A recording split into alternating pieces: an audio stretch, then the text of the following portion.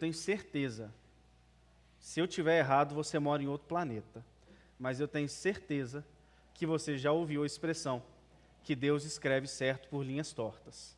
Só de curiosidade, só para assim, saber se tem alguém diferente. Alguém nunca ouviu falar que Deus escreve certo por linhas tortas? Ah, que bom. Eu pensei que agora eu seria, talvez, rebatido. Não, não aconteceu. Todo mundo já ouviu falar que Deus escreve certo por meio de linhas tortas. Gente, obviamente, eu não vou perder o meu tempo tratando de teologia de frase de para-choque de caminhão, né? Convenhamos. Eu acho que a gente tem mais coisa para fazer do que debater aquilo que você vê no frase de comércio. Papelaria Ebenezer. Deus escreve certo por linhas tortas. Não, a gente não precisa disso. Mas uma coisa é fato. Deus escreve certo. Deus escreve certo. O que significa nós, crentes no Senhor Jesus, afirmarmos que Deus escreve certo? Significa que nós acreditamos que tudo, absolutamente tudo que Deus faz é bom. Significa que nós temos consciência, nós percebemos e sabemos e declaramos que Deus é quem governa sobre todas as coisas. É isso que nós cremos, que Deus é o soberano Senhor sobre tudo. Deus é quem governa a história inteira. E tudo que Ele faz é escrever certo. Não existe um furo no plano de Deus.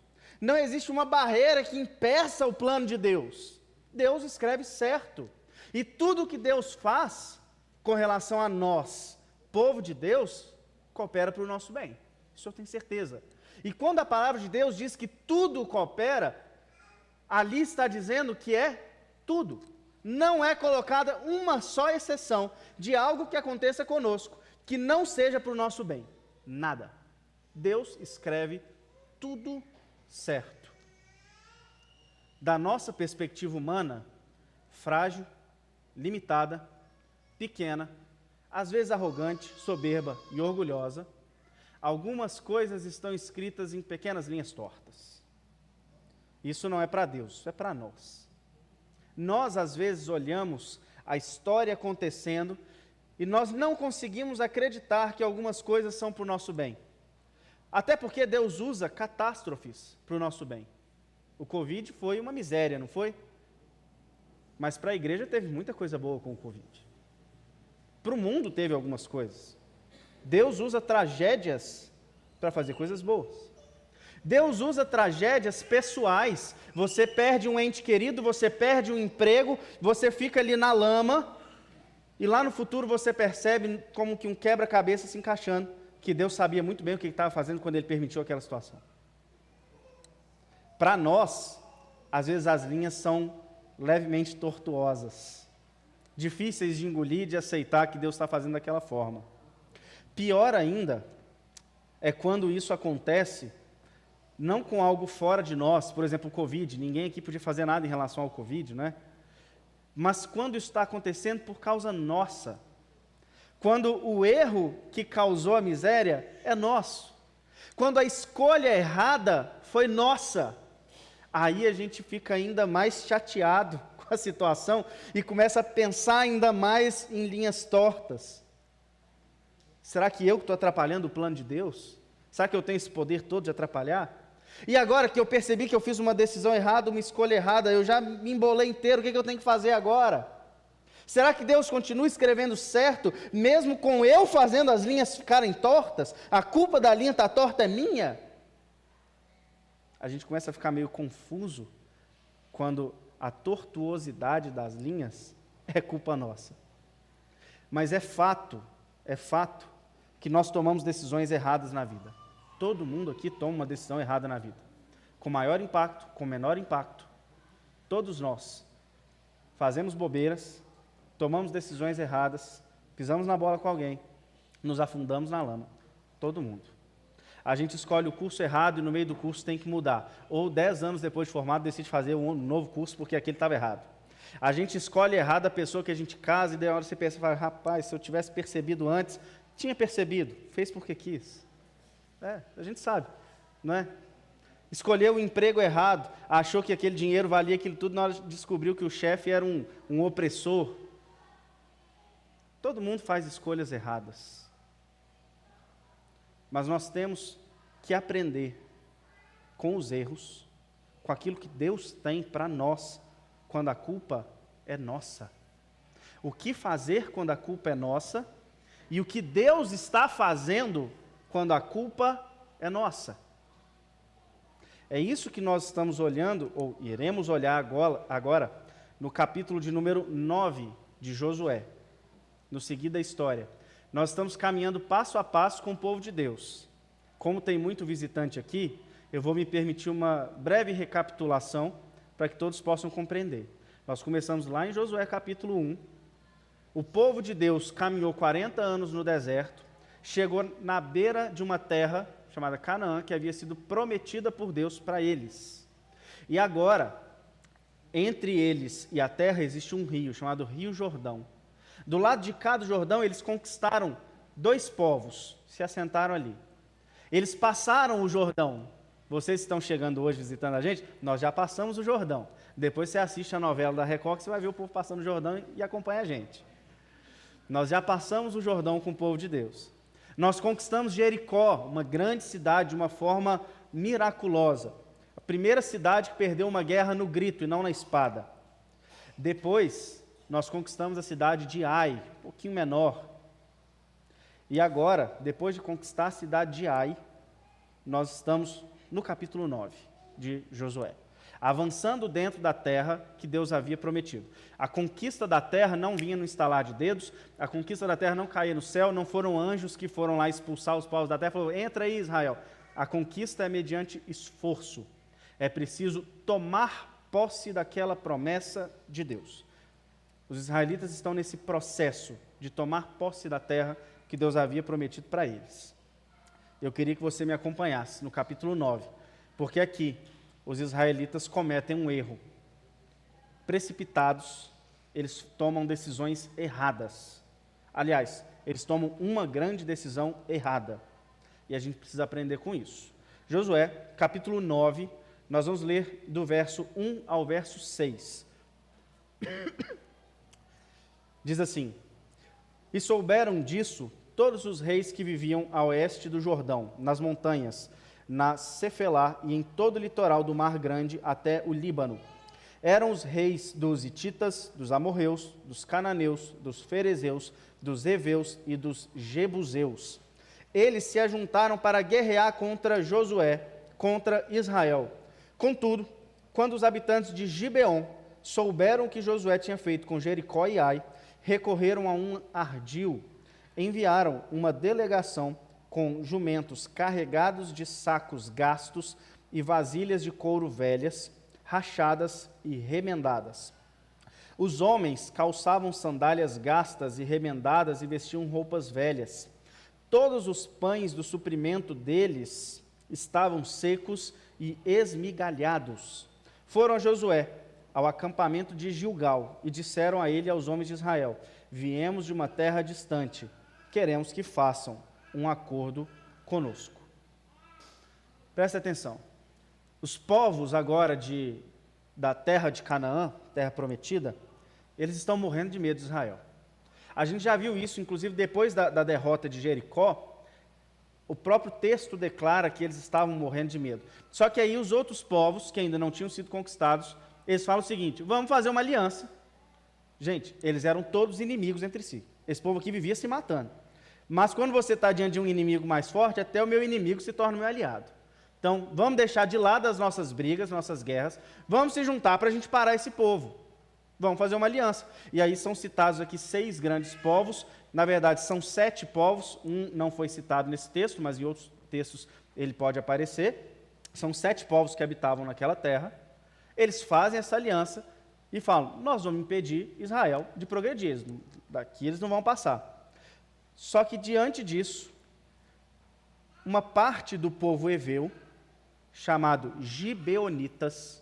Gibeon era uma cidade forte, grande, era como se fosse a capital dos heveus.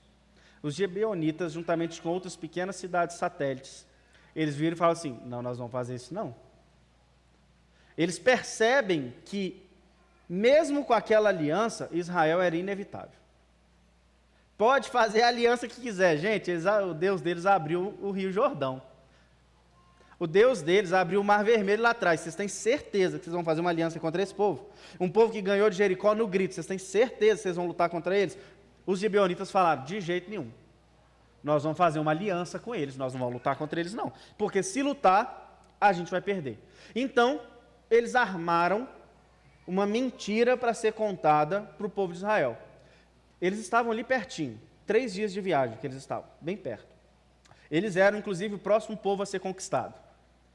Eles se vestem com roupa velha, sandália velha, pega aquele jumentinho mais cansado para fingir que andou muito, pega a bolsa de couro velha, na Bíblia chama isso de odre, a gente vê aqui bolsas de couro desgastado, coloca comida mofada lá dentro para fingir que aquela comida é velha. E aí, com esse teatro armado, eles enviam uma caravana, uma delegação até Israel, que chega lá até Josué, fala o seguinte, olha, nós viemos de longe e nós queremos fazer uma aliança com vocês. Qual que era a aliança? Vocês não matam, a gente vira escravo de vocês. Eu acredito que talvez, se alguém conhecer bastante de Bíblia aqui, vai entender por que os gibeonitas fizeram isso. Agora, não é tão simples compreender a armadilha dos gibeonitas. Porque para compreender isso, você tem que saber aquilo que Deus havia ordenado para esse povo de Israel, quando eles ainda estavam no deserto. Eu queria que projetasse para mim, Êxodo, capítulo 34, versos 15 e 16. Êxodo 34, 15 e 16. Diz assim,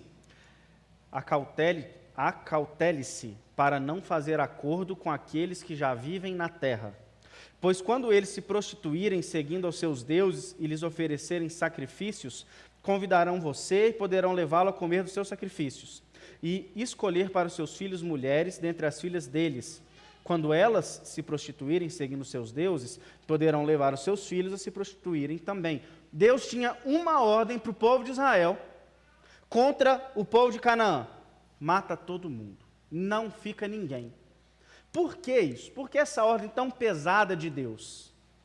Primeiro, porque aquele povo cananeu, da terra onde Deus havia prometido, não era um povo amigável.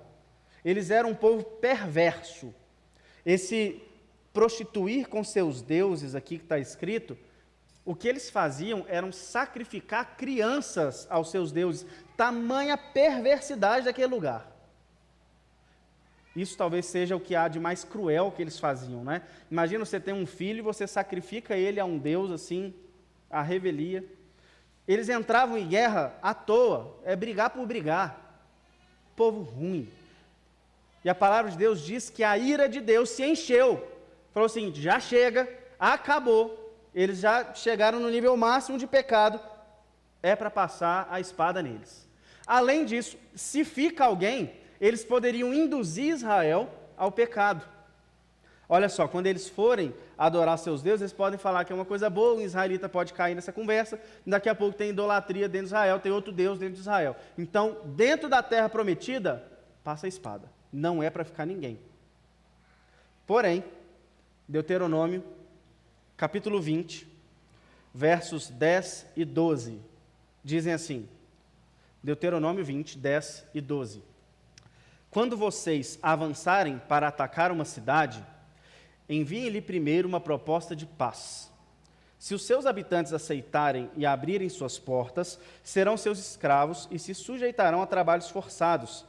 Mas se eles recusarem a paz e entrarem em guerra contra vocês, sitiem a cidade. A ordem de Deus para os povos fora da terra, ao redor de Canaã, é diferente. Não é mata todo mundo, é primeiro tenta uma mensagem de paz. Se eles quiserem se sujeitar e serem seus servos, está tudo certo, não precisa destruir a cidade, vocês só vão invadir a cidade e eles vão virar servos, ninguém vai morrer. Agora, dentro de Canaã, não tem conversa. O que os gibeonitas fizeram? Fingiram que era de fora. Eles sabiam disso. Os gibeonitas conheciam as palavras que tinham sido dadas por Deus a Israel. Então, quando eles se vestem de uma longa viagem, na verdade, eles estão dizendo aos israelitas que eles são de fora da terra de Canaã. Então, eles estariam nesse grupo de cidades que pode ter um acordo de paz. Tanto que eles já chegam para Israel, e a gente vai ler agora, eles já chegam dizendo o seguinte: ó, nós somos seus servos, a gente faz o que você quiser, só não mata a gente. Eles já sabem o que é para fazer. Vamos seguir a história? Versos 7 a 15, diz assim: os israelitas disseram aos heveus, que são os gibeonitas: talvez vocês vivam perto de nós, como poderemos fazer um acordo com vocês? Somos seus servos, disseram a Josué. Josué, porém, perguntou: quem são vocês? De onde vocês vêm? Eles responderam: seus servos vieram de uma terra muito distante, por causa da fama do Senhor, do seu Deus. Pois ouvimos falar dele, de tudo que fez no Egito, de tudo que fez aos 2 reis dos amorreus, a leste do Jordão, antes de Israel passar o Jordão. Seom, rei de Esbom, e Oque, rei de Bazã, que reinava em Asterote. E os nossos líderes e todos os habitantes da terra nos disseram: juntem provisões para a viagem, vão encontrar-se com eles e digam-lhes: somos seus servos, façam um acordo conosco. Esse nosso pão estava quente quando embrulhamos em casa, no dia em que saímos de viagem para cá. Mas vejam como agora está seco, esmigalhado. Essas vasilhas de couro que enchemos de vinho eram novas, mas agora estão rachadas. E as nossas roupas e sandálias estão gastas por causa de longa viagem. Os israelitas examinaram as provisões dos heveus, mas não consultaram ao Senhor. Então Josué fez um acordo de paz com eles, garantindo poupar-lhes a vida, e os líderes da comunidade o ratificaram com juramento. A mentira foi contada, e Israel caiu naquela mentira. E Israel se esqueceu de fazer a coisa mais importante que sempre deveria fazer. O que custa perguntar para Deus? O que custa? Às vezes você olha para aquele povo e fala assim: não, para eles era mais fácil, era só eles perguntarem que Deus falava assim, mas não perguntava. Eles podiam perguntar e não perguntava, dessa forma. Imagina nós. Custava perguntar para Deus, Josué. Por que Josué não perguntou? É prepotência que invade o coração. Fica relaxado porque a situação era óbvia demais. É óbvio que eles vieram de longe, não precisa nem perder tempo perguntando para Deus, vamos, faz o acordo de paz. A situação óbvia demais fez com que Josué se desarmasse completamente e esquecesse da coisa mais importante. O líder do povo de Deus esqueceu da coisa mais importante: perguntar para Deus o que ele tinha que fazer. E aí, levado pelas circunstâncias, Josué faz um acordo de paz. Ele caiu naquela armadilha. Ele caiu naquela história contada. Não é muito interessante isso, como que Josué, e nós admiramos os personagens bíblicos, a gente olha para Josué e fala assim: eu queria ser igual a Josué, olha só, que intimidade com Deus. Olha, esse aqui que é Josué de verdade, gente. Igual eu, igual você. Homem que se esquece de perguntar para Deus e comete uma bobagem e coloca o povo de Deus inteiro em risco. A gente pode admirar os homens da Bíblia, mas você pode ser tão amigo de Deus quanto Josué um dia foi. Você tem mais acesso a Deus do que Josué um dia teve, porque você já tem Jesus, Josué não tinha. Só que você é tão humano quanto Josué. Então seja confortado quando você vê uma história como essa. Até Josué, o grande Josué, relaxou, esqueceu e tomou uma péssima decisão, numa hora errada, uma decisão errada. Isso acontece comigo, isso acontece com você, isso aconteceu com Josué. Só que nós podemos ter certeza que essa decisão precipitada, ela tem consequências. E essas consequências elas poderiam ser, inclusive, péssimas, não é? Deus poderia falar o seguinte: agora vocês não são meu povo, coisa nenhuma, eu vou destruir vocês. Não poderia? Vamos ver o que Deus fez. Versos 16 a 27.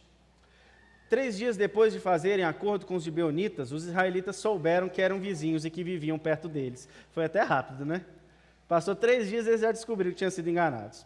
Por isso partiram de viagem, 3 dias depois chegaram à cidade dos heveus, que era Gibeon, Quefira, Birote e Quiriate Jearim. Mas não os atacaram, porque os líderes da comunidade lhe haviam feito um juramento em nome do Senhor, o Deus de Israel. Toda a comunidade, porém, queixou-se contra os líderes, que lhes responderam: fizemos a eles o nosso juramento em nome do Senhor, o Deus de Israel, por isso não podemos tocar neles. Todavia, nós os trataremos assim, vamos deixá-los viver, para que não caia sobre nós a ira divina por quebrarmos o juramento que lhes fizemos. E acrescentaram: eles ficarão vivos, mas serão lenhadores e carregadores de água para toda a comunidade. E assim se manteve a promessa dos líderes. Então Josué convocou os gibeonitas e disse: por que vocês nos enganaram, dizendo que viviam muito longe de nós, quando na verdade vivem perto? Agora vocês estão debaixo de maldição. Nunca deixarão de ser escravos, rachando a lenha e carregando água para a casa do meu Deus. Eles responderam a Josué: os seus servos ficaram sabendo como o Senhor, o seu Deus, ordenou que o seu servo Moisés lhes desse toda essa terra e que destruísse todos os seus habitantes na presença de vocês. Tivemos medo do que poderia acontecer conosco por causa de vocês. Por isso agimos assim. Estamos agora nas suas mãos. Faça conosco o que lhe parecer bem, bom e justo. Josué então os protegeu e não permitiu que os matassem. Mas naquele dia fez dos gibeonitas lenhadores e carregadores de água para a comunidade e para o altar do Senhor, no local que o Senhor escolhesse. É o que eles são até o dia de hoje. 3 dias depois a farsa foi desfeita. Perceberam que tinham sido enganados. Chegaram na frente da cidade que eles têm que conquistar. Faz o que agora? Faz o que? Esquece a palavra que eles tinham falado há pouco tempo atrás? Eles fizeram um acordo. Esquece o acordo, invade e mata todo mundo? Será que isso deixaria o coração de Deus satisfeito? Um povo sem palavra? Está perdido. Um povo sem palavra? Isso deixaria o coração de Deus satisfeito? Acredito que não. Eles honram a palavra que haviam dado àquele povo. Eles decidem não matar, mas eles transformam em escravos. O que Deus pode fazer por meio de decisões erradas tomadas? Deus poderia mandar destruir os gibeonitas, Deus poderia destruir o próprio Israel, mas que coisa curiosa que nada disso aconteceu, e no final, vocês conseguem perceber que de certa forma os gibeonitas foram abençoados. Sabe por quê? Além de não morrer, eles foram trabalhar no altar do Senhor. Isso aqui é muito interessante. Agora, ano após ano, década após década, até a construção do templo, os gibeonitas estão lá, atrás do sacerdote, servindo os sacerdotes. Os gibeonitas, que eram para ter sido mortos pelo povo de Israel, agora passam geração após geração, vendo um cordeiro sendo morto e um sacerdote ensinando a lei, agora eles têm que ouvir. Eles foram abençoados. Quantos gibeonitas não devem ter se convertido ao longo dessa história? Eles que deveriam estar mortos, e agora eles ouvem no pé do sacerdote a palavra. Quantos gibeonitas não devem ter percebido a vida de pecado e de maldade que viviam e agora ouvem? Deus transformou o mal feito, o erro, em bem. Porque Ele pode fazer isso. Porque todas as coisas cooperam para o bem. Deus usou um erro de Israel para abençoar um povo que devia ser destruído. E o próprio Israel não sofreu nem sanção nenhuma com isso. Deus não puniu Israel. Deus abençoou Israel porque teve gente para trabalhar no altar. Todo mundo foi abençoado. Então, meus irmãos, o resumo é, vamos poder fazer as escolhas erradas, né? Porque Deus vai fazer, não é isso. Alguém pode olhar isso aí e falar assim, então a gente pode escolher errado porque Deus vai abençoar. De jeito nenhum, não é essa a história, não é isso que Deus quer que nós compreendamos a partir disso daqui, a partir dessa história. Deus tem algumas lições espirituais para nós, a partir desse texto. E eu queria que você meditasse agora um pouco mais profundo sobre como esse texto se aplica à nossa vida. E a primeira coisa, ao invés de pensar que você pode errar à vontade, porque Deus está cuidando, eu queria que você pensasse o contrário. eu queria que você pensasse em sempre consultar ao Senhor. Sempre consultar primeiro a Deus. Aquilo que Israel fez, Deus transformou o mal em bem. Mas isso não nos dá uma carta branca para a gente fazer o que a gente quiser e falar, não, mas Deus está governando. A ordem para nós sempre é consultar primeiro a Deus. Todos nós aqui, por mais inteligentes que a gente seja, mais vividos e experimentados, todo mundo aqui está sujeito a ser enganado por teatros da vida, por máscaras. Todo mundo aqui está sujeito a ser enganado. Como que a gente faz para não ser enganado? Perguntando primeiro para Deus. Eu diria para você que tudo que a gente fala que é bom demais para ser verdade, de fato é bom demais para ser verdade. A Bíblia ela tem diversos conselhos para nós sobre como que a gente deve agir nesses momentos.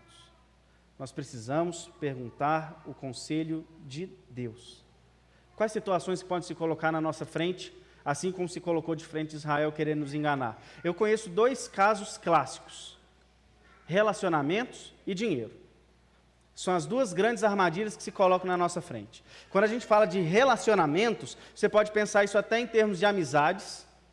E aí eu me lembro, por exemplo, da história do próprio Judas Iscariotes, que traiu Jesus.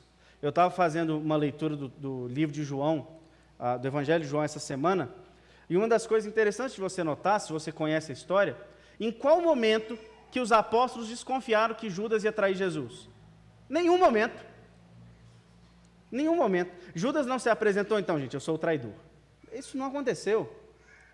A mesma coisa pode acontecer com a gente. Quem disse que uma pessoa vai se apresentar para você e falar assim, olha, eu sou 2 caras, se você me contar um segredo, eu vou contar para todo mundo. É isso que acontece? Todos nós estamos sujeitos a falsas amizades. Cuidado com quem você vai fazer aliança. Cuidado com quem você vai se abrir. Cuidado com quem você vai compartilhar a sua vida. Quando a gente fala de relacionamento agora no sentido de casamento, isso é ainda mais grave. Porque quando você começa a namorar, todo mundo que começa a namorar é príncipe e princesa. Todo mundo. Ninguém começa a namorar e fala assim, eu vou te bater quando a gente casar. Isso não é assim que funciona, né? Não é assim que funciona. Só que o que está por trás do príncipe e da princesa? Muitas vezes a precipitação, querer correr demais, faz com que lá na frente você fale assim, e agora? Agora eu já estou casado, o que eu faço? Não é? Agora eu já fiz, Cuidado com as nossas decisões, elas podem ser de grande impacto sobre a nossa vida, como, por exemplo, a escolha de quem você vai casar. Quando a gente fala de dinheiro, também tem maquiagem para tudo quanto é lado. Quem nunca aqui abriu o celular e encontrou o seguinte vídeo, de 10, 20 pessoas diferentes, mas o vídeo é sempre igual. Você consegue ganhar 10 mil reais trabalhando 1 hora por dia apenas com o seu celular dentro de casa. Esse vídeo é clássico. Os 10 mil com 1 hora por dia apenas o seu celular é clássico. Como se houvesse dinheiro fácil. Quem é que nunca recebeu aquela mensagem, estou me lembrando agora, do Pix? Você deposita 2 mil que eu te volto 10 mil. Aí eu deveria responder o seguinte, então deposita 8 logo, já desconta os meus 2. Vamos ver se funciona, né? Dinheiro fácil. Ou propostas de emprego que podem aparecer e você fala assim, não, essa proposta é boa, hein? Mas se você não perguntar ao Senhor, como é que você vai saber se a proposta é boa mesmo? Quem sabe não é uma grande armadilha? São coisas que vão aparecendo na nossa frente, nós precisamos consultar ao Senhor. E a grande pergunta que a gente precisa se fazer ao olhar esse texto é justamente, como que eu posso consultar ao Senhor? Como é que eu posso saber a vontade de Deus para a minha vida? Eu preciso saber. Existem 2 grandes grupos de resposta. Meios extraordinários e meios ordinários. Deus é o Deus extraordinário, Ele pode falar do jeito que Ele quiser. Teve uma vez que Ele mandou uma mula falar. Agora, se o negócio se chama extraordinário, é porque é extraordinário. Se o extraordinário acontecesse o tempo todo, ele era ordinário, não é? Às vezes a gente lê o Antigo Testamento e a gente tem a impressão de que as pessoas acordavam e tomavam café da manhã com o anjo. Né? A pessoa acordava e falava assim, olha só, vem um anjo aqui que eu preciso saber o que eu tenho que fazer. Nem no Antigo Testamento, as aparições extraordinárias são ordinárias, gente. O extraordinário acontece quando Deus quer, como Ele quer, mas não é nossa tarefa forçar a Deus a falar de um modo extraordinário. Deus age no extraordinário se quiser. Eu estou lembrando de uma história aqui, Léo, de um pastor que você conhece, depois eu te cito o nome, que ele falava, depois meu pai pode contar melhor essa história para quem quiser, que ele conhece melhor do que eu. O pastor que falava que todo o seu dia de aniversário, Jesus vinha tomar café da manhã com ele. Era isso mesmo, o café da manhã ou o almoço, pai? À noite, Jesus vinha de noite, isso. Todo dia de noite Jesus vinha jantar com ele no aniversário dele. Ô gente, a gente, né, não precisa acreditar também em tantas coisas assim, não é? A gente tem que ser um pouco mais perspicaz. Os métodos extraordinários a gente deixa para Deus. Nós precisamos conhecer os meios ordinários. Deus nos ensina, nos instrui e mostra o seu conselho por meio da sua palavra. Sem conhecimento da palavra de Deus, você não vai estar capacitado para tomar decisões sábias na sua vida. Definitivamente, sem a palavra, não existem decisões sábias. Existe um grupo de livro na Bíblia chamado Sabedoria, que serve só para isso, inclusive. Jó, Salmos, Provérbios, Eclesiastes e Cantares. Serve só para ensinar como que você tem que viver. Porque isso é sabedoria para um judeu. Sabedoria é como que eu vivo na vontade de Deus. 5 livros só para você aprender a viver e tomar decisão sábia. Focados nisso. Sem conhecimento da palavra de Deus, ninguém vai tomar decisões sábias. Porque é a palavra que instrui. A palavra te manda ser prudente como a serpente, no lugar de ser alguém que cai em todo tipo de armadilha. A palavra de Deus te manda projetar as coisas antes de sair fazendo igual um doido. São conselhos para a nossa vida. Esse é um meio ordinário. Segundo meio ordinário, é você pedir conselho para alguém mais sábio que você. Acredite em mim, sempre tem alguém mais sábio que você. Sempre tem um mais sábio que você. Principalmente se essa sabedoria vier da palavra de Deus. De uma experiência vivida com Deus, de uma vida com Deus. Você quer saber a vontade de Deus? Vai orar a Deus, porque Deus muda a nossa mente enquanto oramos. Deus fala na nossa consciência e nos dá projeções da vida enquanto nós oramos. Deus fala conosco no nosso coração. Vai perguntar para os outros, vai conversar, vai perguntar para quem é mais sábio, mais vivido, mais conhecedor da palavra, o que você acha dessa situação? Vai pedir conselho. Quem não pede conselho é o orgulhoso que acha que é melhor que todo mundo, que acha que ninguém é capacitado para dar conselho para ele. Vai pedir o conselho de Deus e dos outros, e vai para a palavra. Esses são os meios ordinários. Senão, você vai ficar igual os israelitas aqui, esquecendo o conselho de Deus. Você vira uma presa fácil para todo tipo de armadilha que se colocar na sua frente. Oração, leitura da palavra e conselhos sábios são as 3 chaves para conhecer de modo ordinário a vontade de Deus na nossa vida.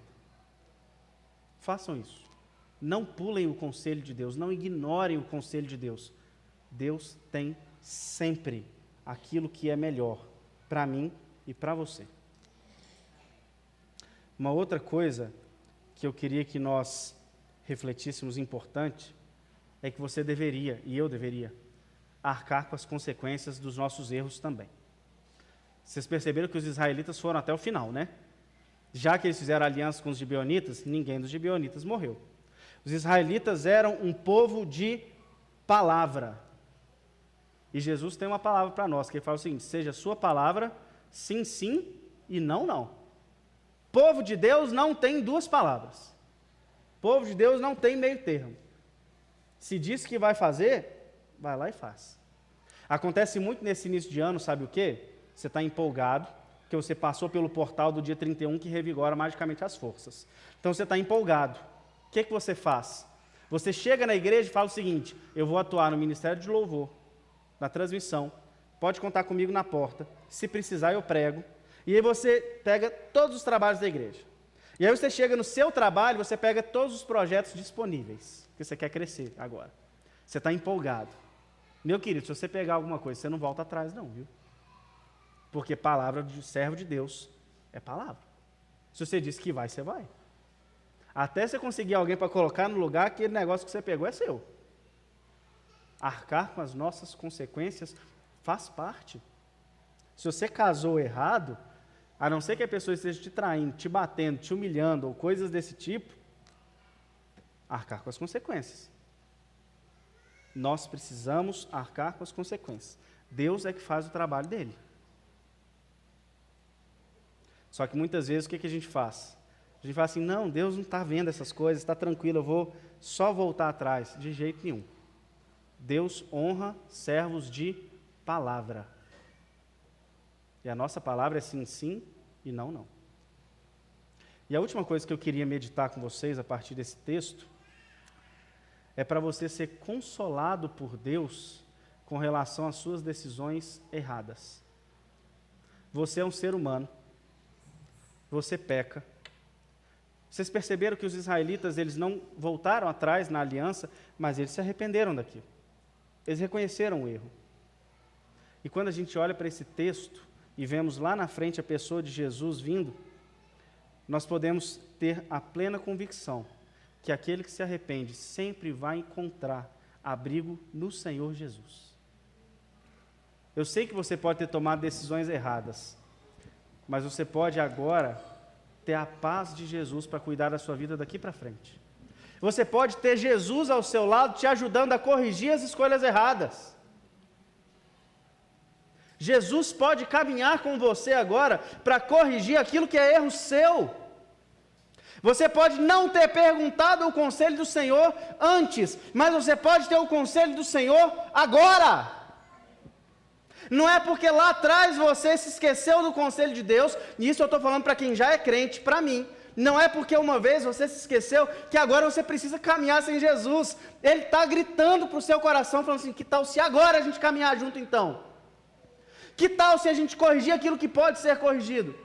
Ou se não, se é algo que não pode ser desfeito, que tal se eu te sustentar até o final? Porque tem coisas que Jesus não vai voltar atrás. Naquilo que você tomou uma decisão errada, você vai ficar nela até o final, com Jesus te sustentando, te dando força. E se pode ser corrigido, Jesus te ajuda a corrigir também. Por que não caminhar agora com Jesus, perguntando o seu conselho? Aquilo que nós fizemos, erramos, decidimos, passos que damos no passado, eles podem e definem muitas vezes aquilo que vivemos no presente. Mas com Jesus é possível um outro futuro. É possível uma nova jornada. Você pode pedir o conselho de Jesus agora. Que tal caminhar com Jesus agora? É sempre melhor do que caminhar sem perguntar aquilo que Deus tem para nós. Você pode ser consolado, porque Deus, Ele escreve certos com as linhas mais certas possíveis que você imaginar. Deus transforma o nosso mal em bem. Vocês lembram da história de José, lá no Egito? Os irmãos venderam ele para o Egito. No final, lá no Egito, José alimentou todo mundo, porque ele virou um grande governador. Deus transformou o mal em bem. Deus pode transformar o seu mal em bem. Deus pode abençoar muita gente caminhando com você a partir de agora. Vamos caminhar com Jesus. Essa é a melhor decisão que a gente faz. Caminhar com Jesus e perguntar os conselhos de Jesus. Nós não precisamos fazer como Israel e viver agora atropelando, sem perguntar o conselho de Deus.